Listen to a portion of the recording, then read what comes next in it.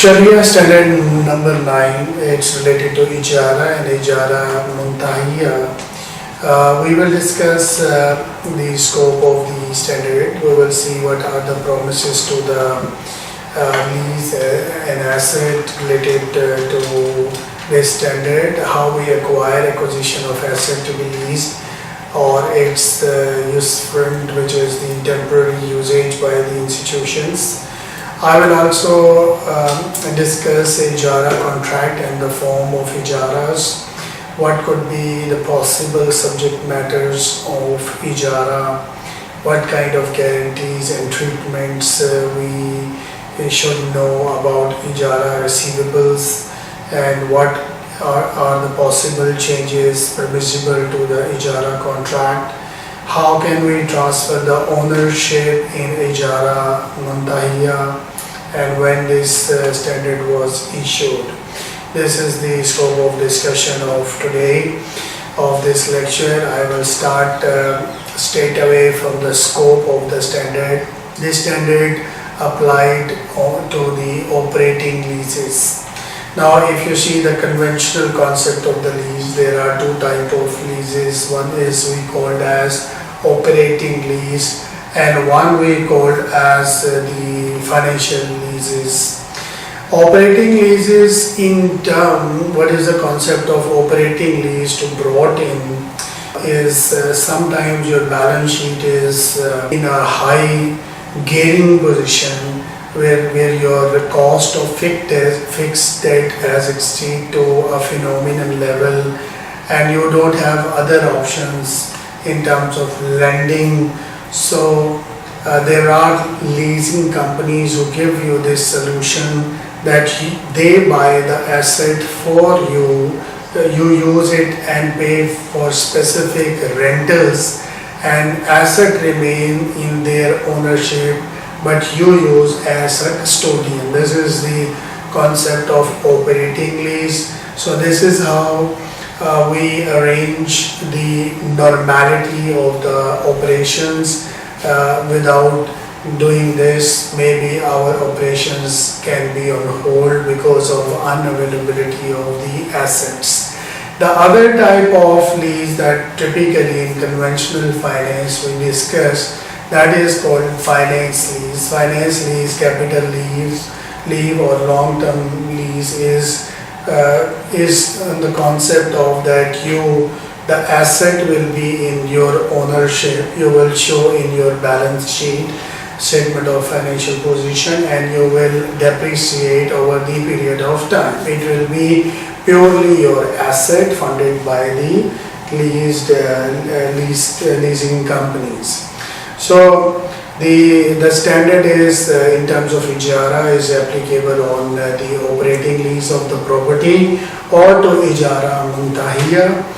Whether the institution is the lessor or the lessee, the standard is not applicable for the contract act of the employment or labor contract. This is natural and common sense.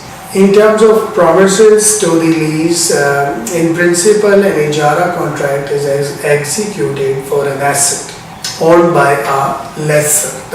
One person is going to own this asset. However, it is for a customer to request an institution to acquire the asset or to acquire the temporary use of an existing asset which the customer wishes to take on and lease. This is the origination. I need an asset. I will go approach to an institution that I am looking for assets. Can you facilitate me in this transaction? Then we draft a master agreement covering the number of Ijaras, transaction between institution and the customer, setting out the general terms and conditions of the agreement between two parties. In this case, either a separate lease agreement can be drafted, or we can have any other mutually agreed terms and conditions. It is permissible for any institution to require the lessee, the lease promiser, the customer to pay a sum of money to institution to secure themselves against a guarantee to the customer commitment to accepting a lease of the said asset. and of course and all related obligations related to it. How we acquire this asset is of course it will be done by the institution itself. For the validity of the ijara contract concerning a specific asset, the lease contract should be preceded by the acquisition of either the asset to be leased or the usufructs of the asset, and that is for a specific period of time. If the asset is owned by the institution, which would in principle be the case, an ijara contract may be executed as soon as the agreement is reached by the two parties. Two parties will be agreed on certain terms and conditions. An institution is having the asset and they can give it to the customers. However, if the asset is to be acquired from the customer or the third party, the ijara contract shall not be executed unless and until institution has acquired that asset. So execution is related to the acquisition of the asset. As you get the asset, you can execute the contract.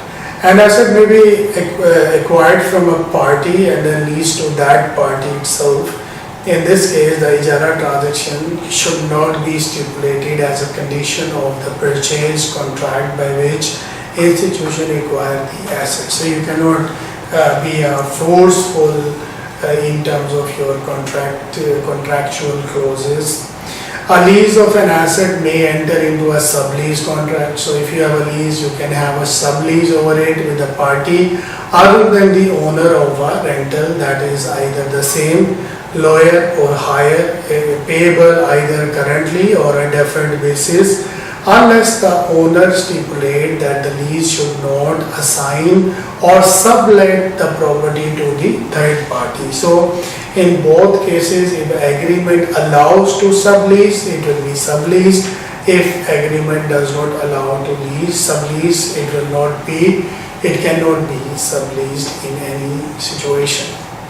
The lessee may lease the asset back to its owner in the first lease period for a rental that is lower, same or higher. That depends upon the market sentiments that he is paying. If two rentals are paid on spot basis, however, it's not permissible if it should lead to contract of inaya, that is by varying or rent or the duration. I can give you an example that if the first rental is 100 say dollar or dinars payable on a spot basis, for the lessee to sublet it to the lessor for 110 dinar payable on deferred basis. If the first rental is 110 dinars or dollars payable on a deferred basis, for the second to be 100 dinar instantly if two rentals are on the same amount, but the payment of first rental is deferred for 1 month and second rental is deferred to another 2 months. In terms of ijara contract may be executed for an asset undertaken by the lessor to be delivered to the lessee according to accurate specifications. So whatever purchase order or the specification given by the customer, it should be according to that specifications.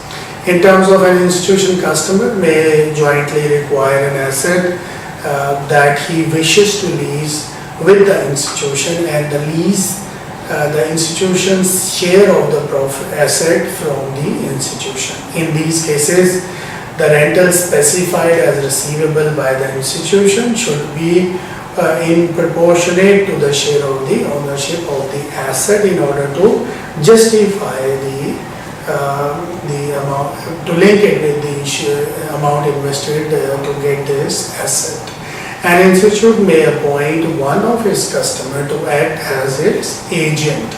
Same like in other kind of Islamic products.